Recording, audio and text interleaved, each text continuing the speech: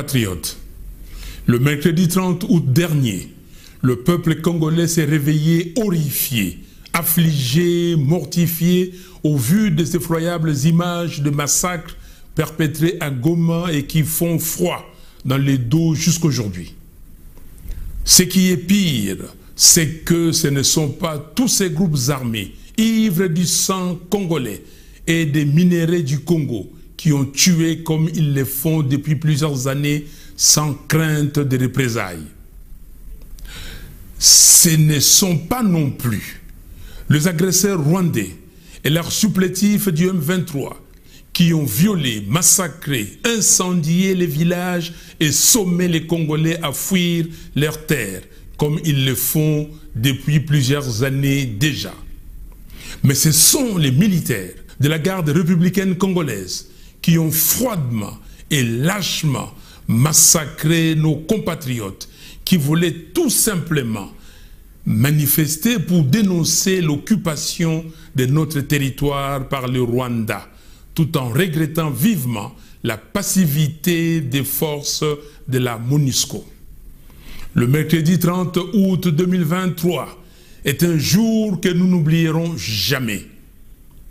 En cet instant si grave et si douloureux, où le peuple congolais ne sait plus à quel saint se vouer, parce que massacré à la fois par les étrangers et par ceux-là même qui sont censés assurer sa sécurité, j'adresse de nouveau en son nom la compassion, l'affection et la sollicitude de la patrie aux familles et aux proches éplorés. À partir d'aujourd'hui, le monde doit savoir que le peuple congolais est en danger de mort. Le sang et les larmes des Congolais ont trop coulé. Le Conseil de sécurité des Nations Unies est obligé de prendre des mesures énergiques. Car comment voulez-vous qu'il en soit autrement quand le pouvoir tue comme des chiens les populations qu'il est censé protéger? L'ONU doit aujourd'hui prendre des mesures aussi radicales que décisives afin de retirer la MONUSCO et envoyer une autre mission avec des forces combattantes pour restaurer la paix au Congo.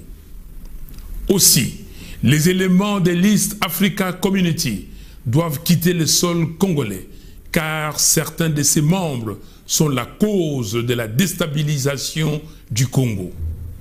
Je l'ai dit et j'insiste, le Conseil de sécurité des Nations Unies a un devoir d'action. Agir aujourd'hui puissamment dans les Grands Kivu et en Ituri contre toutes ces barbaries sans nom, c'est être fidèle aux prescrits du chapitre 7 de la Charte des Nations Unies. Et se conformer à cette charte, c'est être fidèle à la raison d'être de l'Organisation des Nations Unies. Très chers compatriotes, 5 ans après le plus grand hold-up électoral africain du siècle, notre pays va très mal et rien ne marche. Quand on voit la légèreté avec laquelle les institutions de l'État regardent tous les signaux qui assombrissent le ciel de notre patrie et qui risquent de conduire le pays à un chaos aux conséquences incalculables, comment ne pas faire le constat que le Congo est miné au sommet de l'État par des forces centrifuges qui travaillent à sa balkanisation. Là où les Congolais espèrent un processus qui va sauver la patrie en danger, les ennemis de la République concoctent une logique électorale qui parie fondamentalement sur la tricherie.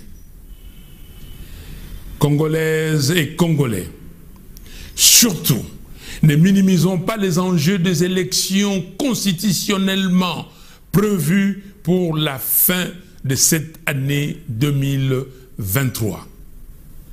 Toutes les stratégies que développe Félix Tshisekedi et ses acolytes de l'Union sacrée n'ont en réalité qu'un seul but: vider de son sens cette expression qui hante leur conscience depuis 2018, à savoir la vérité des urnes.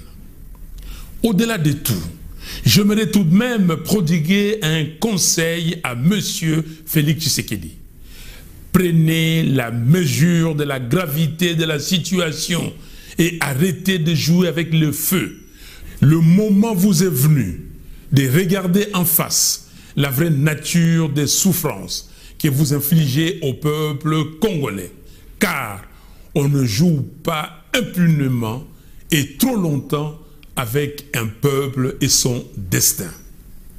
En effet, toutes les magouilles politiques et toutes les démagogies sont appelées un jour ou l'autre à se briser devant la colère populaire et les sursauts patriotiques du peuple.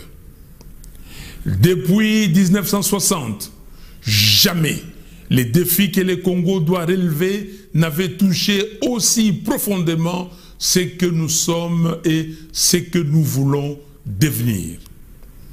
Très chers compatriotes, le chef des confessions religieuses et particulièrement la conférence épiscopale du Congo, ainsi que les autorités spirituelles de l'Église du Christ au Congo, ont compris que ce qui couvre dans notre pays, c'est un chaos général aux conséquences apocalyptiques. Aussi, à corps et à cri, ils ont demandé l'audit du fichier électoral.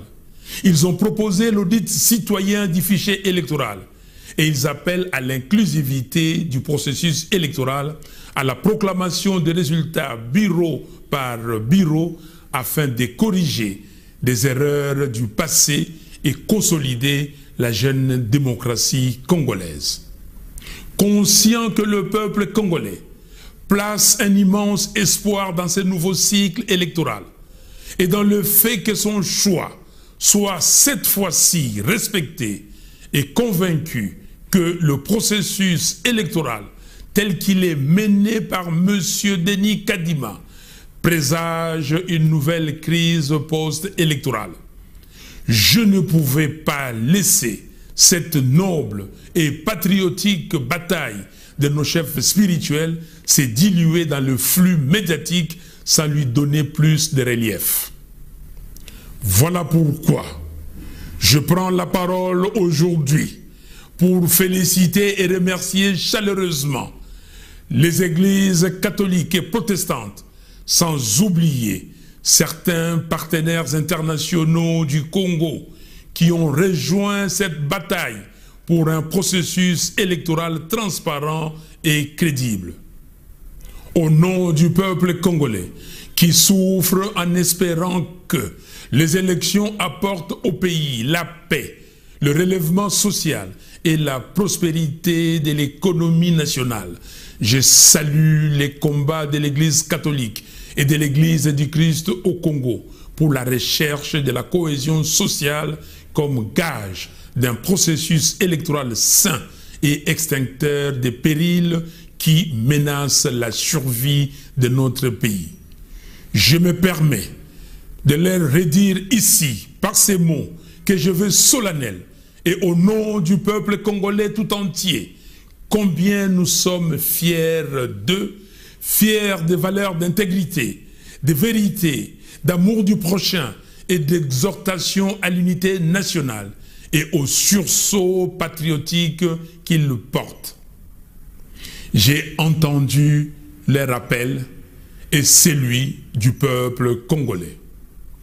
J'invite le militant des partis politiques, les syndicats, les étudiants, les associations de la société civile et les activistes des mouvements citoyens à se faire l'écho de ces messages de remerciement et d'encouragement aux chefs de nos confessions religieuses afin que leur combat gagne en puissance d'imposition d'un processus électoral sain, inclusif, transparent et crédible. Vive la République démocratique du Congo, une, indivisible, en paix et en prospérité économique. Que Dieu bénisse les Congos. Je vous remercie.